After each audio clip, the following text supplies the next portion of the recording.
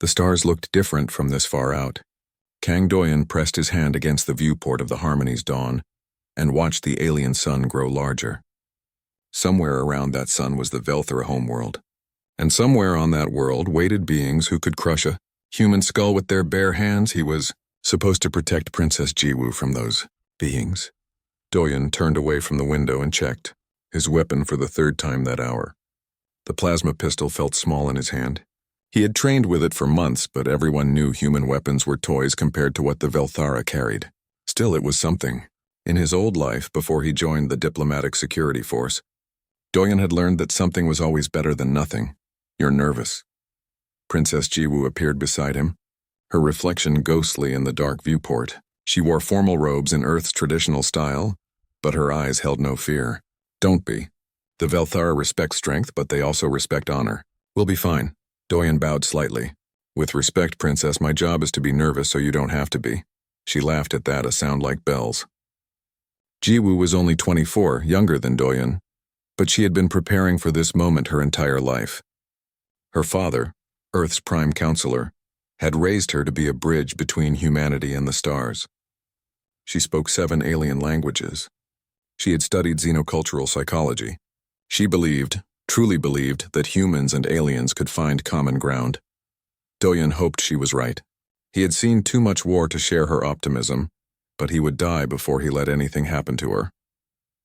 The ship shuddered as it entered the atmosphere. Through the viewport, the Velthara capital city emerged from the clouds like a dream made of crystal and light. Towers rose kilometers into the sky, their surfaces reflecting the sun in patterns that hurt to look at. Platforms floated between the towers with no visible support. Ships moved through the air in perfect formations, leaving trails of silver light. Beautiful, Jiwoo whispered. Dangerous, Doyen replied. She smiled at him. Both things can be true. The landing platform was massive, carved from a single piece of black stone that seemed to drink in light. As the Harmony's dawn settled onto it, Doyen saw them waiting. The Velthara, even from inside the ship, they were impressive. 8 feet tall with 4 arms and skin that shifted colors like oil on water. They wore armor that looked ceremonial but probably functioned better than anything humans had designed. Remember, Jiwoo said as the airlock opened, stand straight, meet their eyes, don't show weakness. They respect courage above everything. The Velthara greeting party consisted of 12 warriors and 1 figure in the center who made the others look small. She stood 9 feet tall, her skin a brilliant silver that caught the light like living metal. 4 arms, 4 eyes, and a presence that made Doyen's instincts scream danger. This was Queen Velthara. Jiwoo walked forward without hesitation. Doyen and the other guards followed 3 steps behind, hands near their weapons but not touching them. The Queen's eyes swept over them, lingering on Doyen for a moment longer than the others. He met her gaze and did not look away. Something flickered in those alien eyes. Approval? Curiosity? He couldn't tell. Princess Jiwoo of Earth. The Queen's voice rolled like thunder. You honor us with your presence. Queen Velthara of the Velthara, Jiwoo replied in perfect Veltharan. The honor is ours. We come in peace and friendship. The Queen's mouth split into what might have been a smile. Your tongue is skilled, young princess. Few humans bother to learn our language. Fewer still pronounce it correctly. I believe understanding begins with communication, Jiwoo said. And communication begins with respect. The Queen gestured with 2 of her arms. Come, the palace awaits. Tonight we feast. Tomorrow we discuss the alliance that will change both our peoples forever. The procession moved through the city. Doyen walked beside Jiwoo, his eyes never still. The Velthara citizens stopped to watch them pass. Some looked curious. Others looked angry. He filed away every face, every expression, every potential threat. The palace was even more impressive up close. The wall seemed to be made of liquid light, somehow frozen in place. Guards stood at every corner, their weapons marking them as elite soldiers. Doyen noted their positions, their equipment, their sight lines. Something about the arrangement bothered him, but he couldn't say what. They were given rooms in the guest wing. Jiwoo's suite was massive, with ceilings high enough for Velthara comfort and furniture scaled down for human use. Doyen's room connected to hers through a side door. He swept both rooms for surveillance devices and found 17. He left them alone. Of course they were being watched. That evening, the feast began in the Great Hall. The room could have fit 100 Velthara comfortably, and it did. Nobles in elaborate armor sat at long tables while servants brought dishes that Doyen couldn't identify. The smells were strange but not unpleasant. Jiwoo sat near the queen at the high table. Doyen stood behind her, one hand resting near his weapon. The feast went well. Jiwoo charmed the nobles with her knowledge of Velthara history and customs. She asked intelligent questions. She laughed at their jokes. Several of the nobles who had looked hostile at first began to warm to her, but not all of them. Doyen watched a group of military officers at a side table. They didn't eat much. They didn't drink. They kept glancing at each other and then at the queen and then at Jiwoo. Their body language was all wrong. He knew that language. He had seen it in soldiers about to do something they couldn't take back. He leaned close to Jiwoo. "Princess," he said quietly. "Something's wrong. What do you mean?" The guards at the east entrance changed shift 15 minutes early. "The servers are avoiding certain tables. Those officers in the red armor haven't stopped staring at you and the queen." Jiwoo's smile didn't falter, but her voice dropped. "Are you certain?" "No," Doyen admitted. "But my instincts kept me alive through 3 wars. They're screaming right now." Jiwoo's hand moved subtly, signaling the other guards to be ready. Doyen shifted his weight, preparing to move. The queen was speaking, her voice filling the hall with some story about an ancient battle. Everyone was listening. Everyone was relaxed. That was when Doyen saw it. A reflection in a crystal pillar. Movement in the shadows above. The barrel of a weapon tracking across the hall toward Jiwoo's head. Time seemed to slow. Doyen's body moved before his mind finished processing the threat. He stepped forward, placing himself between Jiwoo and the shooter. His hand went to his weapon. His mouth opened to shout a warning. The first plasma bolt hit the table in front of them, spraying molten crystal. The second hit a guard who was turning too slowly. The third was aimed straight at Princess Jiwoo's heart. Doyen threw himself in front of her as the world exploded into light and heat and screaming. His last thought before the plasma hit him was simple and clear. At least she would live. The pain was worse than anything Doyen had ever imagined. The plasma bolt hit his shoulder first, burning through armor and flesh like they were paper. The second hit his chest and he felt his ribs crack from the heat. The third caught him in the abdomen as he twisted, trying to cover more of Jiwoo's body with his own. He should have died instantly.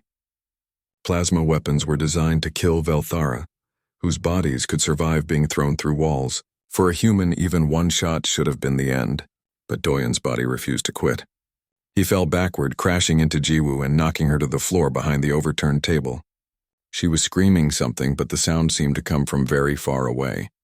The great hall had erupted into chaos. More plasma bolts lit up the darkness. Velthara nobles dove for cover or charged toward the attackers with their bare hands. The queen's guards formed a shield wall around her, their own weapons firing back at the shooters in the rafters and behind the pillars. Doyen's hand found his plasma pistol. Everything was blurry and red. His body felt like it was on fire from the inside out, but his training held. He had been a soldier before he was a guard. His instructors had beaten one lesson into him harder than all the others. Never stop fighting until you're dead. He wasn't dead yet. Through his fading vision, he saw 2 of the attackers moving along the upper gallery, trying to get a better angle on Jiwoo. They wore red armor like the officers he had noticed earlier. One of them was lining up another shot. Doyen raised his pistol. His hand shook so badly he could barely aim. He fired once. The bolt went wide. He fired again, closer. The third shot caught the first attacker in the neck. The Velthara dropped his weapon and fell. The second attacker turned toward Doyen, surprised that a dead human was still shooting. That moment of surprise cost him his life. Doyen's fourth shot took him in the face. The pistol fell from Doyen's hand. He couldn't feel his fingers anymore. He couldn't feel much of anything except the burning. Jiwoo was above him, her hands pressed against his chest, trying to stop the bleeding. She was crying and shouting for a medic. Other guards surrounded them now, their weapons pointed outward. Somewhere across the hall, Queen Velthara's voice cut through the noise like a blade. "Secure the attackers! I want every single one alive!" Doyen tried to tell Jiwoo that he was fine, that she needed to stay down, that there might be more shooters. But when he opened his mouth, only blood came out. The world was getting darker. He could hear his heartbeat slowing down. That was bad. He knew that was bad. A shadow fell over him. Queen Velsara knelt beside Jiwoo, her silver skin splattered with someone else's blood. All four of her eyes were wide as she looked at Doyen's wounds. "Foolish human," she said, and her voice held something Doyen couldn't identify. "Why did you not seek cover?" Doyen tried to answer, but darkness was closing in fast. The last thing he saw was the Queen's face above him, and the strangest expression in her alien eyes. It looked almost like wonder. Then there was nothing. Time passed in pieces. Doyen floated in darkness, aware but not awake. Sometimes he heard voices. Jiwoo crying and apologizing. The Queen giving commands in her thunder voice. Doctors speaking in Veltharan too fast for him to follow. Pain came and went in waves. Sometimes the waves were so high they dragged him under completely. Once he thought he felt someone holding his hand. The touch was cool and gentle, too gentle for Velthara's strength. He tried to hold on to that feeling, but it slipped away like everything else. When Doyen finally woke, really woke, the first thing he noticed was the absence of pain. He lay in a bed that was too large for him, surrounded by machines that hummed and beeped in languages he didn't understand.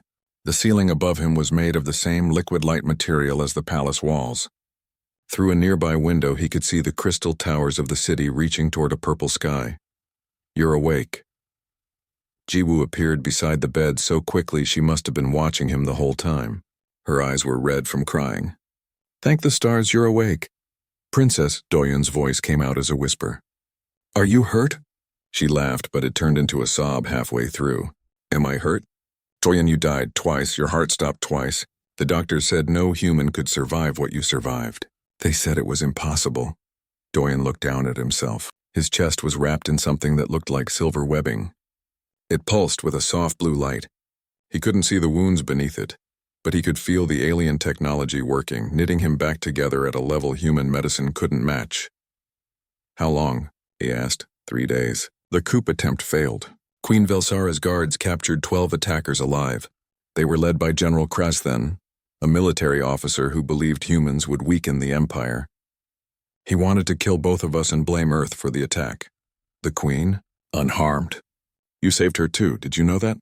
When you shot those 2 attackers, they were preparing to fire at her as well. You saved both of us." Doyen closed his eyes. 3 days. The mission was probably over. Earth's delegation would have returned home. He would be sent back as soon as he could travel. At least the Alliance was safe. At least Jiwoo was alive. "There's something else," Jiwoo said, and her voice held a strange note. "Something complicated. The Queen wants to speak with you. She's been waiting for you to wake up." Before Doyen could ask what she meant, the door opened. Queen Velsara entered, and the room suddenly felt much smaller. She wore simpler armor than before, but her presence was just as overwhelming. She moved to the side of his bed and looked down at him with all 4 eyes. "You live," she said. "Good, Your Majesty." Doyen tried to bow from the bed but couldn't move much. "I am glad you are safe. You are a strange creature, Kang Doyen. I have seen many warriors in my 300 years.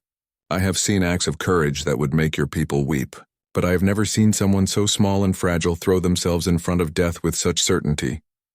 It's my duty, Your Majesty. Duty." The Queen repeated the word like she was tasting it. "Yes, duty. You humans speak of duty often, but there is duty that comes from obligation, and duty that comes from conviction.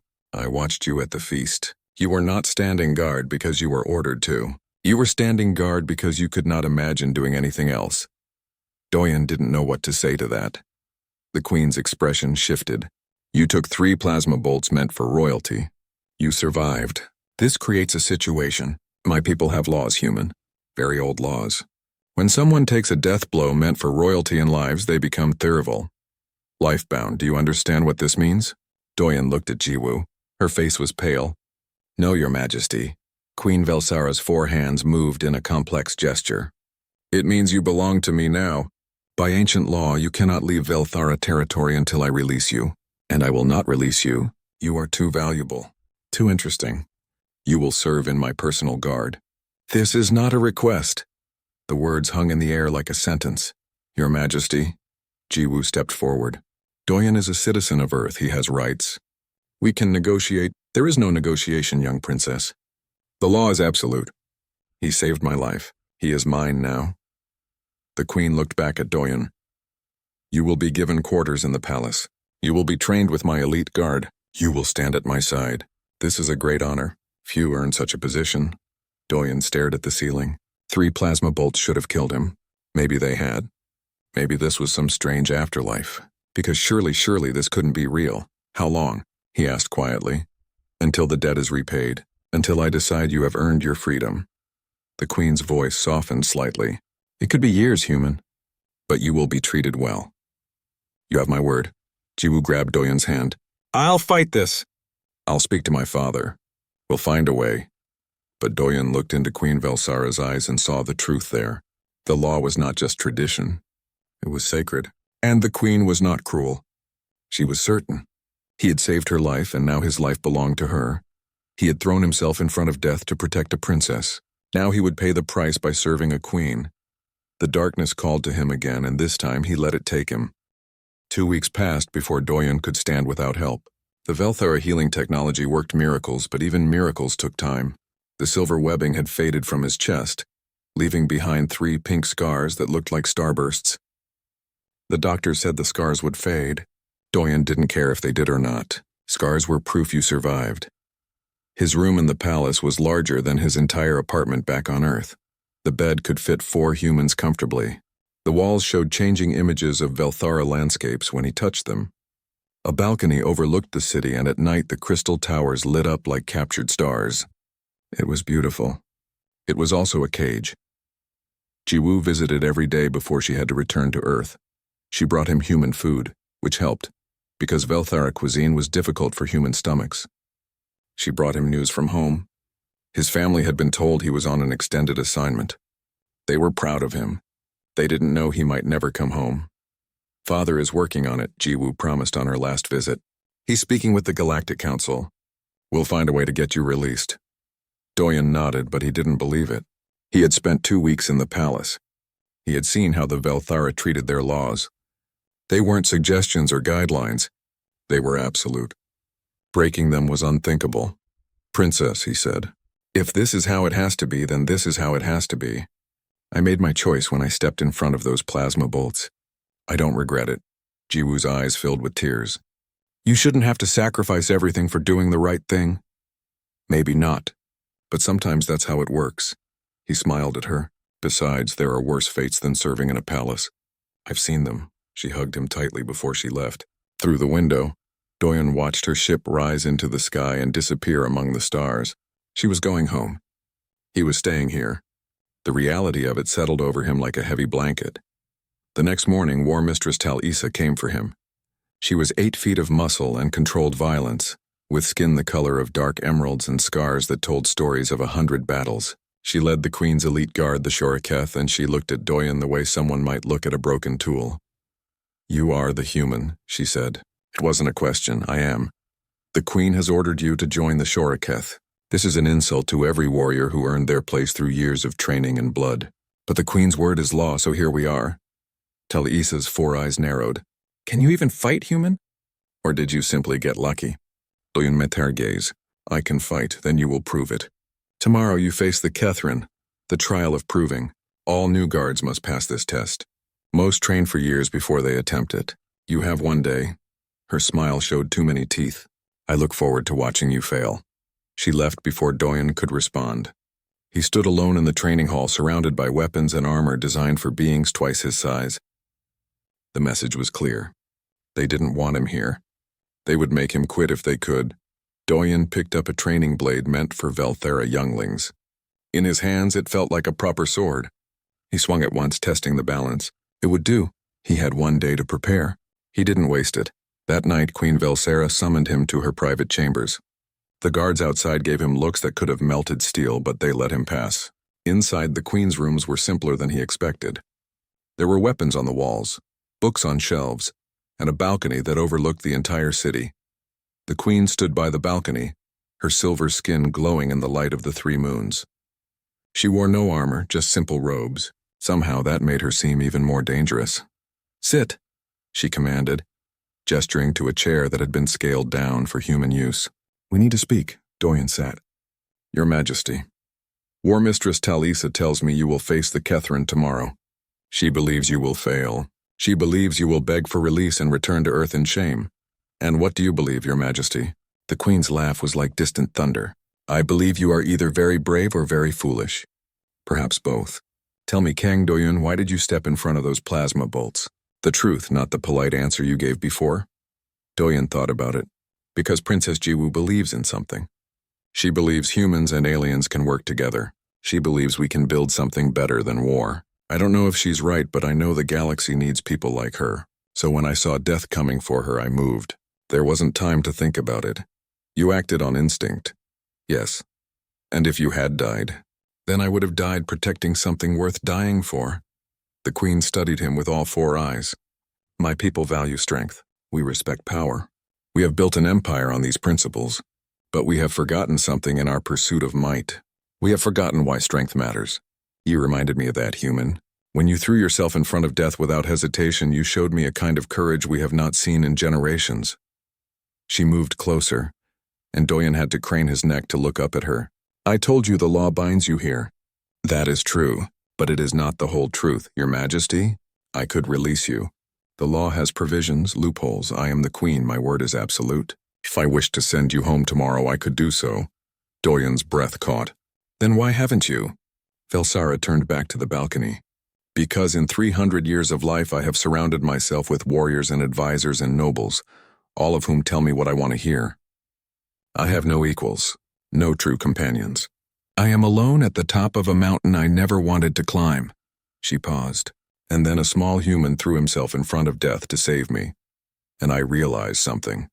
I did not want him to leave. The silence stretched between them like a bridge over an abyss. You are keeping me here because you're lonely, Doyun asked carefully. I am keeping you here because you are interesting, because you make me think about things I had stopped thinking about.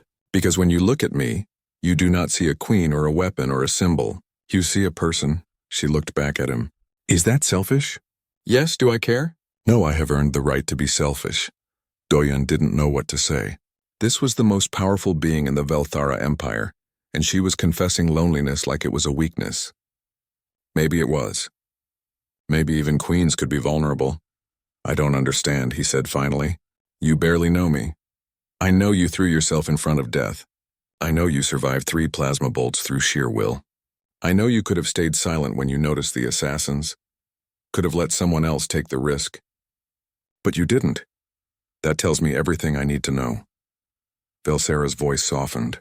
I am not asking you to understand, Kang Doyun. I am telling you how things are. You will face the Kethrin tomorrow. If you survive, you will serve at my side, not because the law demands it, but because I wish it. And if I fail the trial, then you will go home and I will be alone again. She smiled, showing sharp teeth. So I suggest you do not fail. Doyun left the Queen's chambers with his head spinning. He had thought he understood his situation. He was a prisoner of law and tradition, but the truth was more complex. The Queen wanted him here, not as a trophy or a curiosity, but as something else, something he couldn't quite name. He returned to his room and tried to sleep, but his mind wouldn't quiet. Tomorrow he would fight. Tomorrow he would prove he deserved to stand among the greatest warriors of the Velthara, or he would fail, and this strange chapter of his life would end. Either way, nothing would be the same. Through his window, he watched the crystal towers catch the moonlight. Somewhere in the palace, Queen Velsara stood on her balcony, looking at the same moons. He wondered what she was thinking. He wondered if she truly believed he could pass the trial, or if she was already preparing to let him go. He wouldn't know until tomorrow. For now, all he could do was rest and hope his body remembered everything his training had taught him. The scars on his chest ached as he finally drifted to sleep. 3 starbursts marking the price of duty. He had paid that price once already. Tomorrow he might have to pay it again. The arena was older than human civilization. It sat in the heart of the palace complex, a massive circular space carved from black stone that seemed to drink in light. Seats rose in tiers around the fighting floor, and today they were full. Word had spread that a human would attempt the Kethrin. The Velthara had come to watch him fail. Doyun stood in the center of the arena floor, feeling very small. They had given him basic armor that barely fit and a selection of weapons. No powered armor like the Velthara warriors wore. No advanced technology. Just steel and leather and his own body. War Mistress Talisa stood at the arena's edge, her forearms crossed.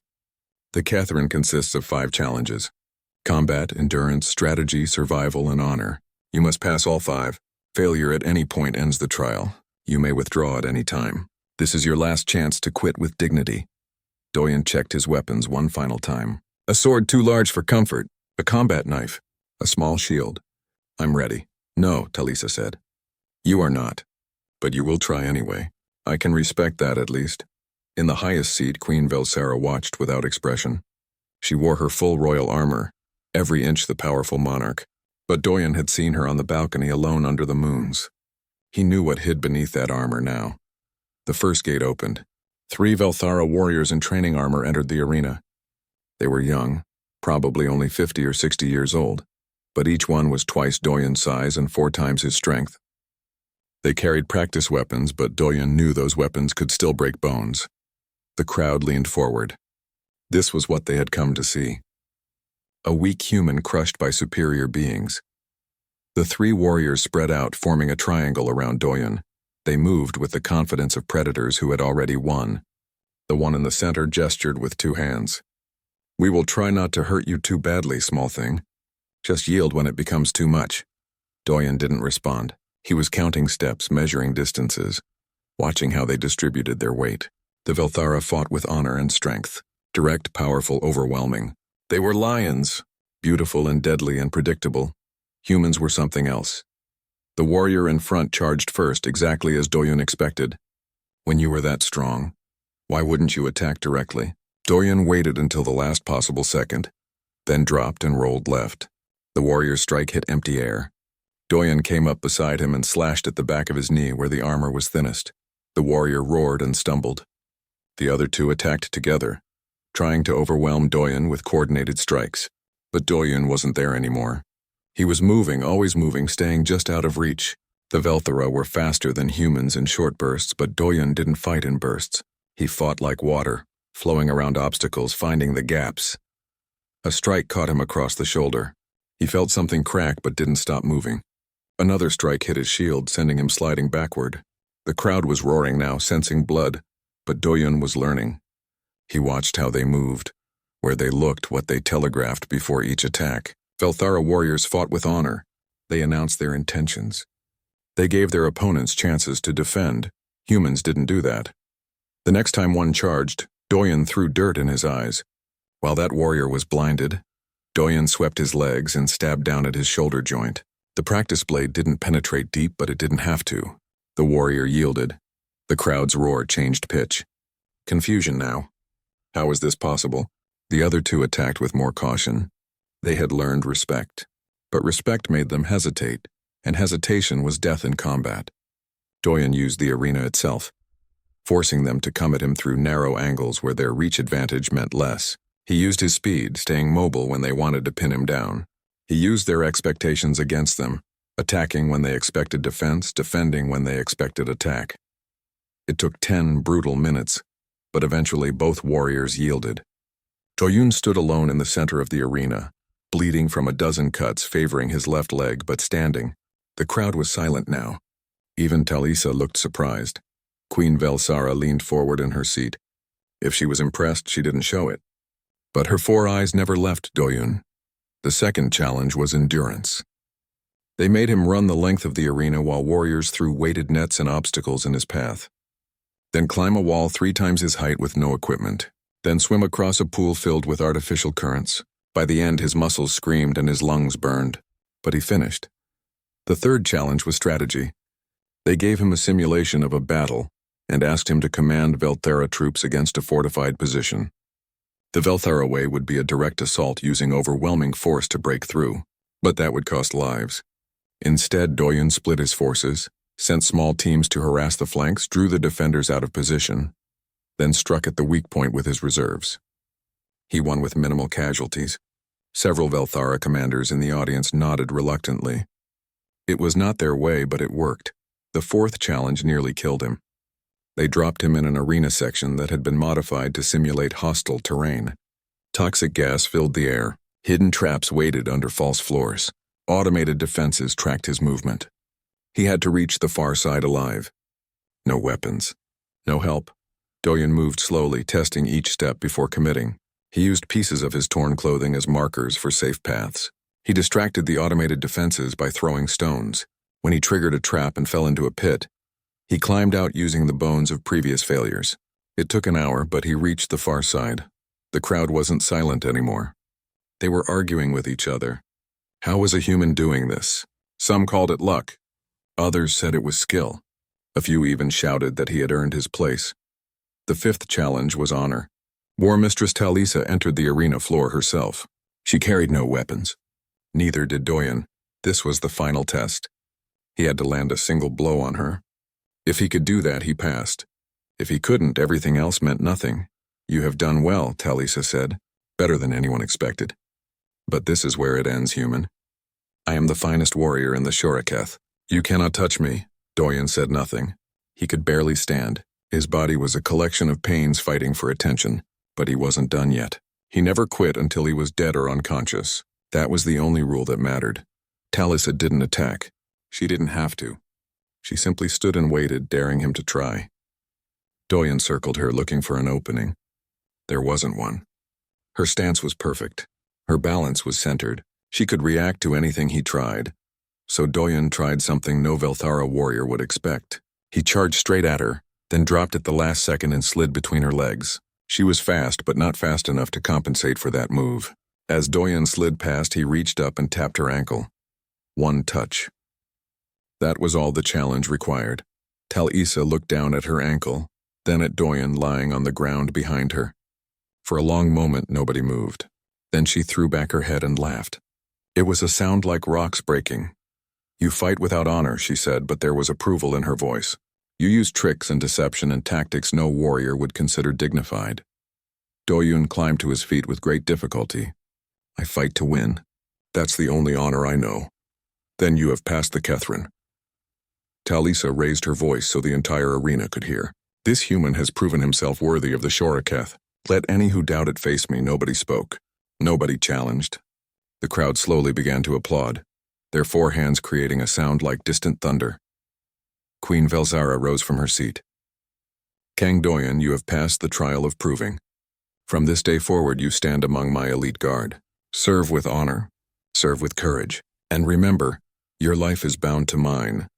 Doyen bowed as well as his broken body allowed. He had done it. Against all odds, against expectations, against warriors who could have killed him with their bare hands. He had proven himself. As the guards helped him from the arena floor, Doyen caught Talisa's eye. She nodded once, a gesture of respect between warriors. It wasn't friendship. It wasn't acceptance. But it was acknowledgement. He had earned the right to stand among them. That night in the medical bay, Doyen drifted in and out of consciousness while the healing machines repaired his broken body. At some point, he felt someone sitting beside his bed. He opened his eyes to see Queen Velzara there, her silver skin glowing in the dim light. You didn't have to do this, she said softly. I would have released you if you asked. I know, Doyen replied. But you wanted me to stay, and I wanted to prove I could. Why? What do I matter to you? Doyen thought about it. You saved my life. The doctors told me I should have died. You ordered them to use the best technology, to spare no expense. You didn't have to do that. You could have let me die and found another guard. You saved my life first. Then we're even. Doyen smiled through his pain. Or maybe we're both just people who don't know how to let others die when we could save them. Velzara was quiet for a long time. Then she reached out with one hand and placed it gently over his. Her skin was cool and smooth like polished metal. You are a strange creature, Kang Doyen. I do not understand you, but I am beginning to think I would like to try. She left before he could respond. Doyen lay in the darkness, feeling the weight of her words. Something had shifted between them during the seasons on the Velthara homeworld were strange and beautiful. Doyen learned to read them by watching the crystal towers change color. Blue for the cooling season, gold for the warming, purple for the storms that rolled across the plains like living things. He had been here for 4 months now and the towers were turning blue again. 4 months of standing at Queen Velzara's side. 4 months of learning Velthara combat techniques and modifying them for his smaller frame. 4 months of earning respect one day at a time. From guards who had spent centuries perfecting their craft. The Shoraketh no longer looked at him like a pet. They looked at him like a fellow warrior. It was a small victory, But Doyen had learned to appreciate small victories. They were often the only kind worth having. He stood now in his usual position, 3 steps behind and to the left of the Queen's throne. The court was in session, and nobles presented their cases and concerns. A dispute over mining rights, a request for military support against pirates, a marriage proposal between 2 powerful houses. The business of empire rolled on endlessly. Doyen had learned to read the Queen's moods. The slight tilt of her head meant she was annoyed but hiding it. The way her lower right hand tapped her throne meant she was bored. The narrowing of her upper left eye meant someone was about to receive a verbal execution. He had become fluent in a language without words. After the court session ended, Velsara dismissed everyone except Doyen. This had become routine. In the public eye, he was just another guard, but in private, something else had developed between them. Not quite friendship, not quite something more. A space where a queen could set down her crown for a moment and breathe. "Walk with me," she commanded. They moved through the palace gardens, a place of impossible beauty where plants from 100 worlds grew in carefully controlled harmony. Guards followed at a distance far enough to give the illusion of privacy. Velsara wore lighter armor here, and her skin caught the sunlight in ways that reminded Doyen of Earth's oceans.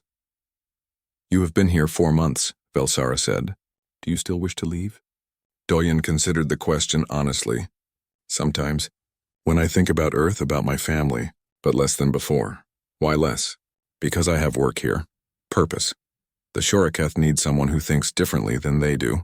You need someone who will tell you the truth instead of what sounds impressive." He smiled. "And the food is getting better. The cooks learned how to make human dishes." Velsara's laugh was like distant thunder. "You stayed for the food?" "Among other things." They walked in silence for a while. Doyen had learned that Velsara valued silence. Her court was full of noise and demands and endless talking. Out here she could just exist without performing the role of queen. "Princess Jiwoo sends me messages," Doyen said. "She asks when you will release me. She says Earth misses me. My family misses me. And what do you tell her?" "That I am where I need to be right now." Velsara stopped walking. Her 4 eyes studied him with an intensity that might have been uncomfortable months ago. Now it just felt familiar. "You could leave, you know. I told you before. The law has provisions. I could release you tomorrow if you asked." "I know. Then why do you stay?" Doyen looked up at the sky. 3 moons were visible even in daylight, hanging like ghosts among the clouds. "Because I made a promise to myself after the trial. I promised that if I passed, I would do this job correctly. Not just stand around looking official. Actually serve. Actually be useful. And have you been? Useful? You tell me." Velsara resumed walking. "You changed how the Shoriketh operates.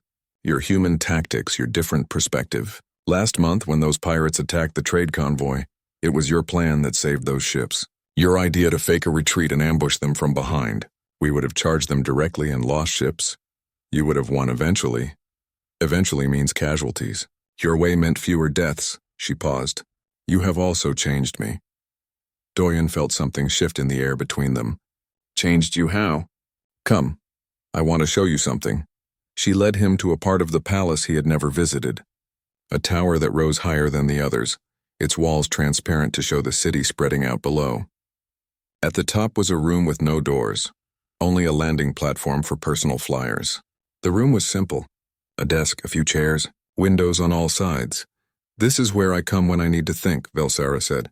"No guards. No advisors, no court. Just me and the sky." "Why are you showing me this?" "Because you are the first person I have brought here in 50 years. She moved to the window and looked out over her empire. "Do you know what it means to be Queen Kang Doyen, truly?" "I can't imagine." "It means every decision affects millions of lives. It means one mistake could lead to war. It means I must be strong always, certain always, perfect always.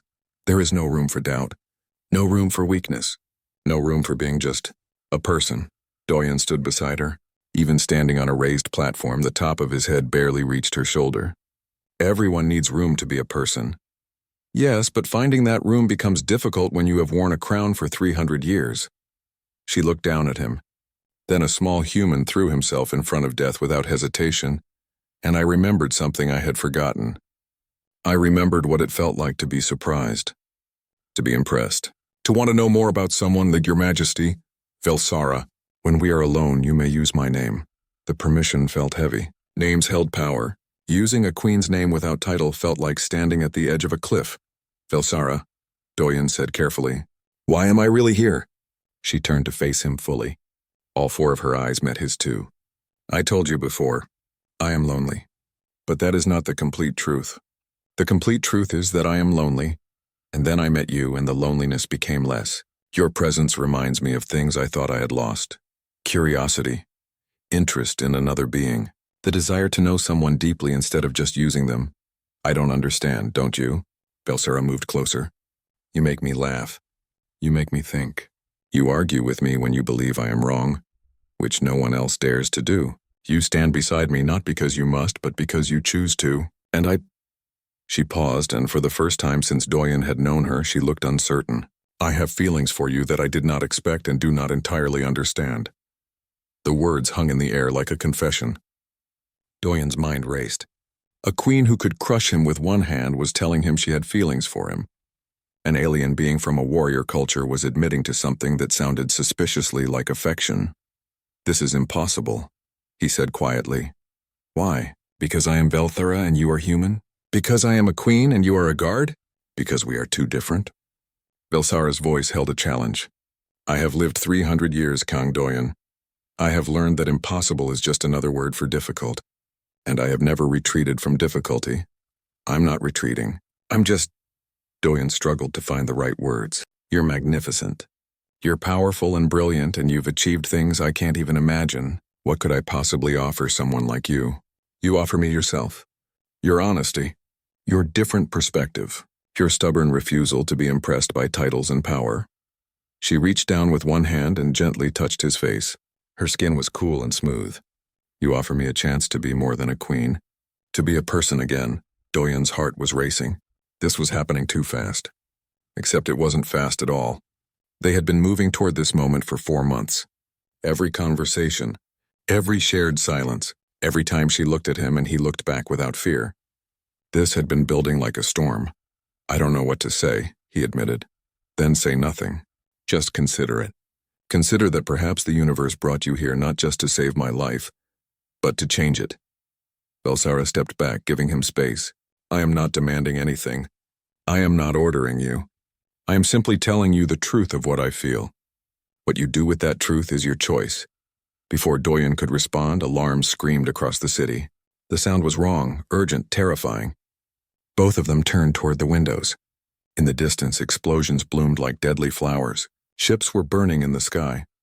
We're under attack, Velsara said, and just like that, she was the queen again. All business. All power. The palace defenses, another explosion, closer this time. The tower shook. Doyen grabbed Velsara's arm to steady her, which would have been an unthinkable offense hours ago. Now it just felt natural. We need to get to the command center, Doyen said. Now, they ran for the landing platform. Velsara's personal flyer was already approaching, piloted by one of the Shoriketh. As they climbed aboard, Doyen looked back at the peaceful room where a queen had just confessed her feelings. It seemed like a lifetime ago, though only minutes had passed. The flyer dove toward the palace proper. Below, the city was chaos, explosions, fires, ships fighting in the sky. This wasn't a random attack. This was organized. This was war. Who is attacking us? Doyen shouted over the wind. I don't know, Velsara replied, but I intend to find out. They reached the palace command center to find it in controlled chaos. Talisa stood at the central display coordinating defenses. She looked up as they entered. Your Majesty. Its general, the palace shook as another volley hit the shields. Doyen watched the tactical display like his life depended on it because it did.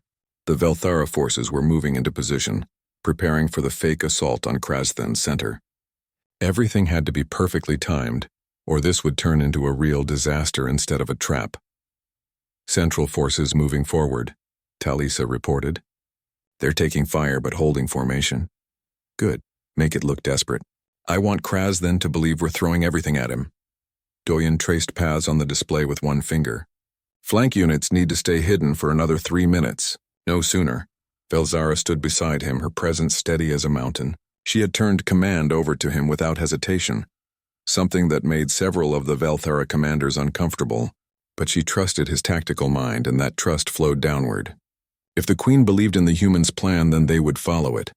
Command ship is moving forward, one of the operators announced. Kraz then is committing his reserves. He thinks he's won, Doyen said. Now we show him he hasn't. Flank units execute. On the display, two groups of ships that had been hiding behind the palace's sensor shadows suddenly blazed to life. They hit Krasden's forces from both sides, cutting through his support ships like knives. The element of surprise was total. Within seconds, the enemy formation was in chaos. Central forces break off and reform, Doyen commanded. Don't let them rally. Keep the pressure on. The battle turned. Krasden's ships tried to regroup, but they were scattered and confused.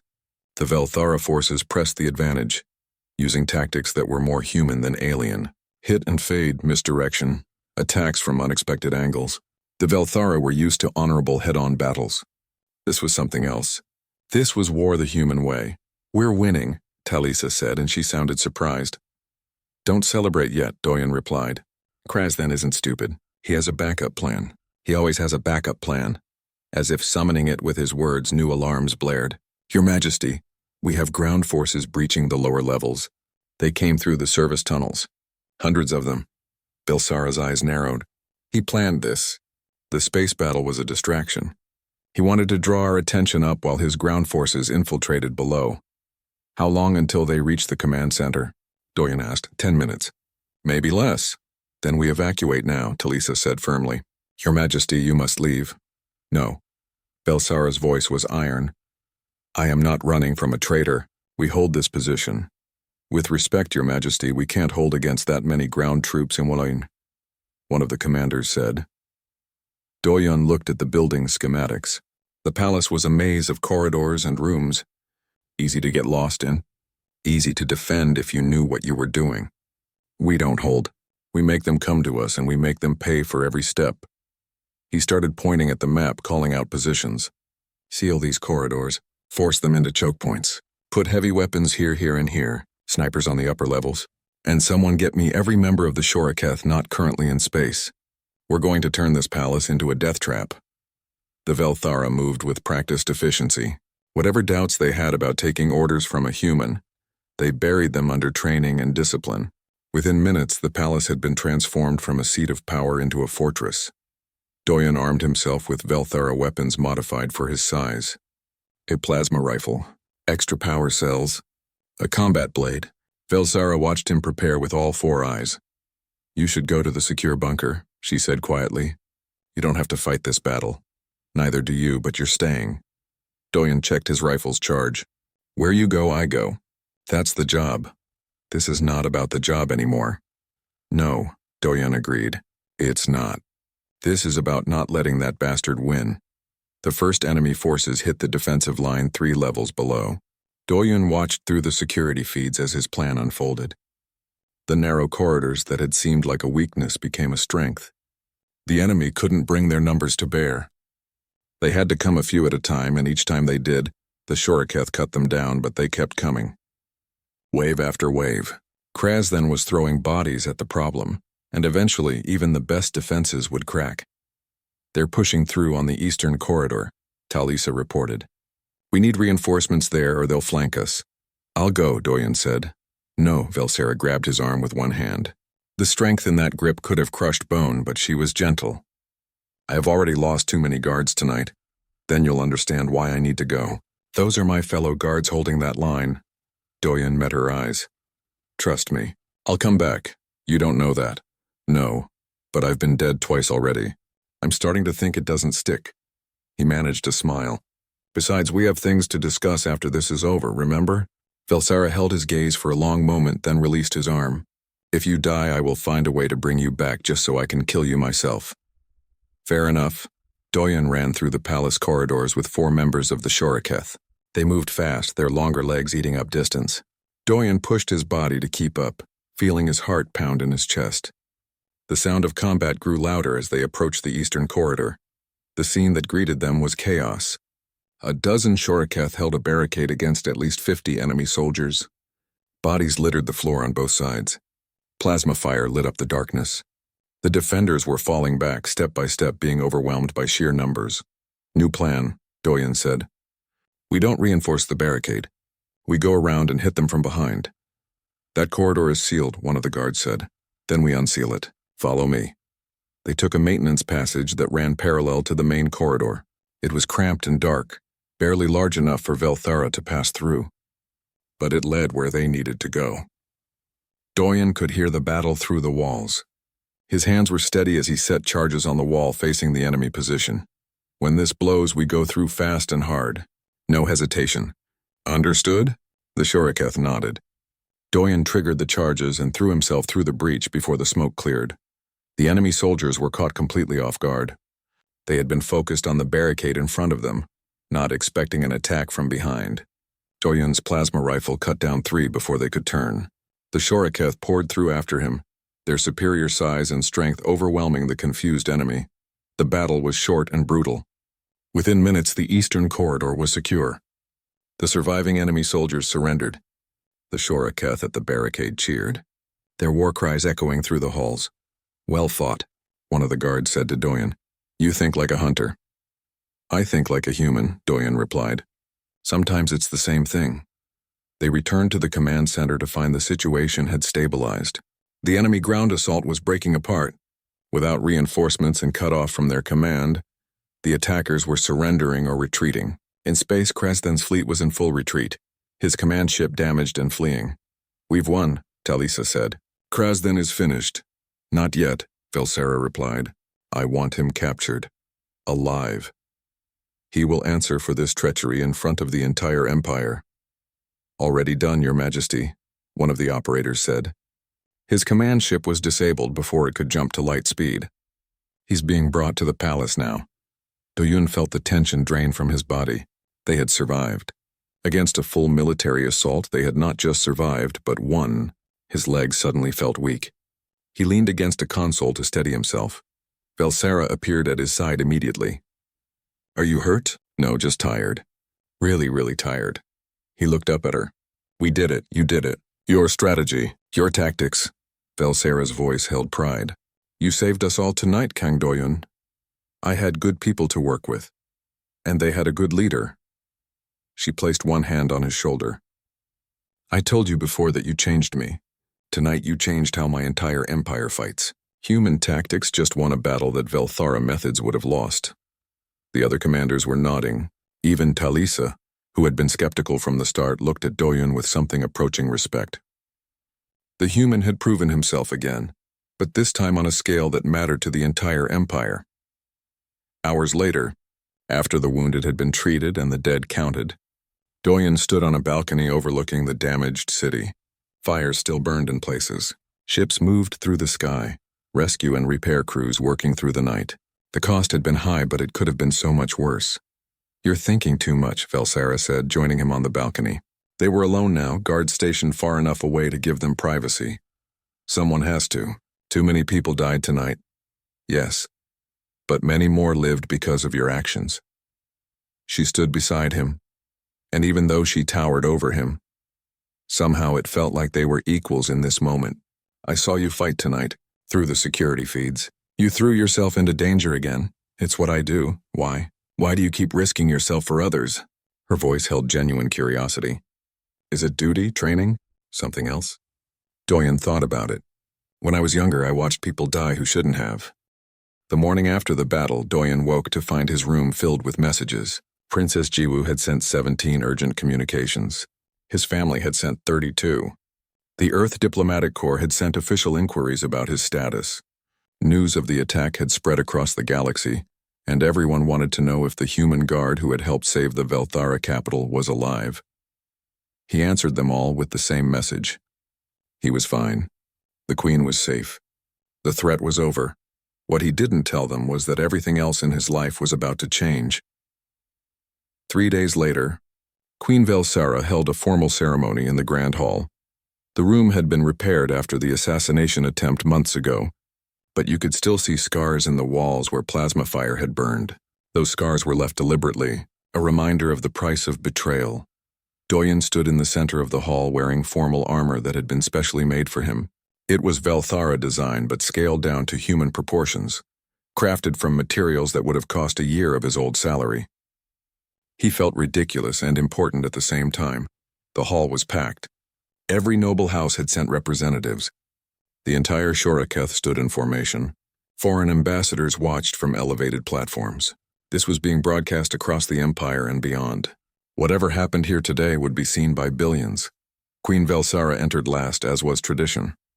She wore her full royal armor, every piece of it marking her as the ultimate authority of her people. She moved to her throne but did not sit. Instead, she gestured for Doyen to approach. He walked forward, aware of every eye on him. The weight of attention was heavier than any armor. Kang Doyen, Velsara's voice filled the hall. You came to this world as a guard protecting a diplomatic mission. You stayed as one bound by ancient law. You have served with courage and honor. You saved my life not once but twice. You defended this palace with tactics that changed how our warriors think about battle. By law and tradition, you have more than earned your release from the Thirval bond. She raised one hand and the hall went silent. Therefore, by my authority as queen, I release you from all obligations. You are free to return to Earth whenever you wish. Your debt is paid. Your service is complete. The hall erupted in murmurs. This was what everyone had expected. The human would be released, probably given some medals and honors, and sent home. A nice story with a clean ending. Doyen should have felt relief. He should have felt joy. Instead, he felt only certainty about what came next. Your Majesty, he said, his voice carrying in the suddenly quiet hall, I accept your release from the Thirval bond. My debt is paid. He paused, and in that pause the entire galaxy seemed to hold its breath. But I do not accept dismissal from your service. If you will have me, I wish to remain as your guard. Not because law demands it. Because I choose it. The murmurs turned into shocked whispers. Velsara's expression remained neutral. But Doyen saw something flicker in her eyes. Approval. Hope. Maybe even love. You would stay voluntarily? She asked. Yes. Why? Earth is your home. Your family waits for you. You could have any position you wanted in the diplomatic corps. Doyen chose his words carefully. Because I have learned something during my time here. Home isn't just a place. It's where you choose to build something meaningful, where you find purpose, where you stand beside people who matter to you. He met her gaze directly. I have found that here. The hall was completely silent now. Everyone was waiting to see what the queen would say. Velsara stepped down from her throne, moving closer to Doyen, in front of the entire court, in front of ambassadors and nobles and warriors. She spoke with complete honesty. Then I accept your choice to remain, but not as just a guard. She raised her voice so everyone could hear. I offer you a position at my side, not as a servant bound by law, as my consort, as my partner in ruling this empire. The silence shattered. Nobles shouted in shock. Ambassadors leaned forward in disbelief. The Shoraketh looked at each other with expressions ranging from surprise to approval. This was unprecedented. A human consort to the Velthara queen? It was unthinkable. Doyen felt the weight of history pressing down on him.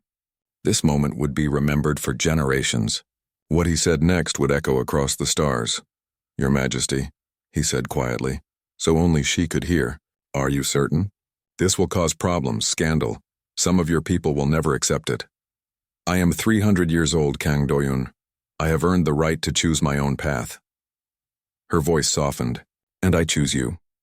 Doyen looked out at the assembled crowd. He saw Talisa standing among the Shoraketh, her face unreadable. He saw foreign ambassadors already composing messages to their governments. He saw Velthara nobles whose expressions ranged from outrage to curiosity. Then he looked back at Velsara. At the being who had kept him here not through law but through loneliness. Who had confessed feelings she didn't fully understand. Who had trusted him with her life and her empire. Who had somehow, impossibly, found something worth loving in a human half her size. Then I accept, he said. I will stand beside you, as your consort, as your partner, for as long as you'll have me. Velsara's 4 hands moved in a gesture of unity, a binding promise that no Velthara would break. She reached down and took his hand in 2 of hers. The touch was gentle despite her strength. Let it be known, she announced to the hall, that Kang Doyen of Earth is now my consort and equal partner. He will advise me in matters of state. He will represent humanity's interests in this empire. And he will stand beside me as we build a future where humans and Velthara work together as allies and friends. One of the nobles stepped forward, his armor marking him as a high-ranking military commander. Your Majesty, this is against tradition. The consort of a queen has always been Velthara. This human, while brave, cannot possibly understand our ways well enough to advise on matters of empire. Before Velsara could respond, Talisa stepped forward. The war mistress of the Shoraketh knelt on one knee, a gesture of absolute respect. This human saved our queen twice. He passed the Kethrin against all odds. His tactics saved this palace and this city. He has earned the right to stand anywhere he chooses. One by one, the other members of the Shoraketh knelt, then some of the younger nobles. Then more, not everyone. Some stood rigid with disapproval. Some turned and left the hall entirely. But enough knelt to make the message clear. The human had earned his place. The ceremony continued with formal declarations and ritual words. Doyen barely heard them. His mind was racing with the reality of what he had just agreed to. He was going to be the consort of an alien queen. He was going to help rule an empire. He was going to spend his life on a world that wasn't his own, beside a being who was nothing like him. It should have been terrifying. Instead, it felt right. That evening, after the ceremony ended and the crowds dispersed, Doyen found himself back on the balcony where he and Velsara had first spoken honestly with each other. She joined him there as he knew she would. "You know this won't be easy," she said, standing beside him. "Some of my people will never accept you. Some of yours will think you've betrayed Earth. I know. There will be challenges we haven't even imagined yet, difficulties that come from being different species, questions about succession and leadership and 1,000 other complications. I know that too. Then why are you smiling?" Doyen looked up at her. "Because for the first time in my life, I'm exactly where I want to be. Not where duty put me. Not where circumstances forced me. Where I chose to be." Velsara's expression softened. She reached down and gently touched his face with one hand. "You are a strange creature, Kang Doyen. You walked into death to save a princess. You stayed for a queen, and now you're choosing a life that most would call impossible. Maybe I like impossible things." He placed his hand over hers. "Besides, someone once told me that impossible is just another word for difficult. And I've never run from difficulty." She laughed.